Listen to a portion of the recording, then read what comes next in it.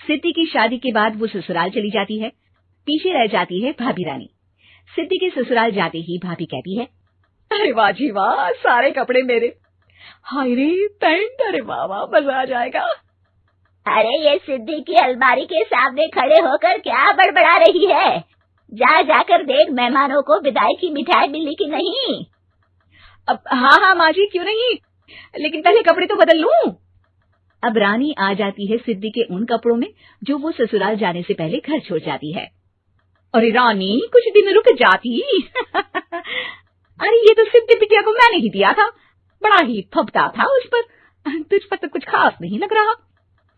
अब वो ना मेरे सारे कपड़े गीले थे तो सोचा पहन लूं। वैसे भी सिद्धि को कौन सा दिन पुराने आउटडेटेड कपड़ों को पहनना है। वैसे भी ये सूट तो मैंने तभी पहना था, वैसे खास है भी नहीं ये।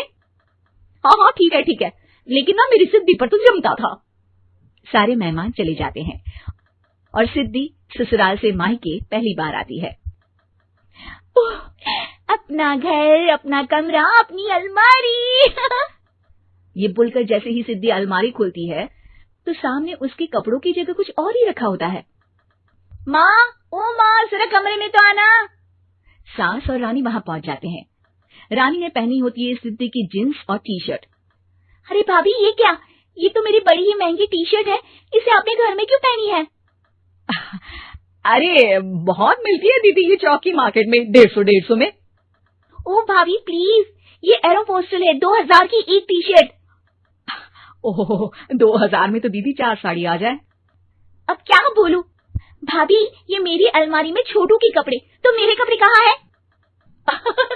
मेरी अलमारी में? अब दीदी आपको कौन से पुराने कपड़े पहनने थे? माना भाभी, लेकिन मैं जब घर आती तो यही सब पहनती ना। अरे तुम तो बड़ी कंजूस हो दीदी। खैर वक्त आता है जब सिद्धि ससुराल के लिए रवाना हो रही होती है। अरे रानी, अंदर से सिद्धि का गिफ्ट ले आ, लड़की पहली बार ससुराल से मायके आई है। रानी अंदर जाती है और एक सिंपल सी साड़ी लेकर बाहर आ जाती है। ये लीजिए माँ जी। सास बेटी को गिफ्ट देकर ससुराल भेजती है। अगले दिन रानी एक सुंदर सी साड़ी पहनकर सामने आती है। अरे रानी, ये तो वो साड़ी है जो मैंने सिद्धि को देने के लिए दी थी जब वो ससुराल ले जाती, लेकिन ये तूने कैसे पहन ली? अरे माँ जी, ये साड़ी तो मुझे बहुत पहले से ही पसंद थी, लेकिन चिंता ना करिए, मैंने सिद्धि के लिए भी अच्छी सी साड़ी दी है। हाँ। तभी सिद्धि का फोन आता है। क्या माँ, कुछ अच्छा तो दिया होता ससुराल ले जाने के लिए, अरे पहले दिखा दिया होता। ये चमकते हुए पैकेट में नौकरानी वाली साड़ी मत दिया करो माँ। अरे बेटे, वो तेरी भाभी ने ना गलती से उससे पैकेट बदल गया। हाँ, मैं कल ही तेरे भाई के हाथ से तेरा वाला पैकेट भेज दूंगी।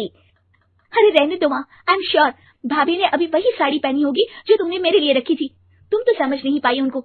खैर छोड़ो, मैं ज्यादा बोलती अच्छी नहीं लगती, रहने दो, आपको उन्हीं के साथ रहना है, फिर बात करेंगे। सास को रानी पर गुस्सा आ जाता है। वो उसके कमरे में जाती है जहाँ वो शादी का एल्बम देख रही होती है। रानी, मार्केट जाकर एक ऐसी ही साड़ी लेकर आ, कल प्रतीक जाकर सिद्धि के घर दे आएगा। अरे क्यों माँ जी, कितनी साड़ी देनी है दीदी को, यहाँ कोई सेल लगी है क्या? अरे चुप कर, मेरे बेटी के हिस्से की साड़ी खुद पहन ली, अब ज्यादा ज्ञान बांट रही है। एक दिन सिद्धि का फोन आता है।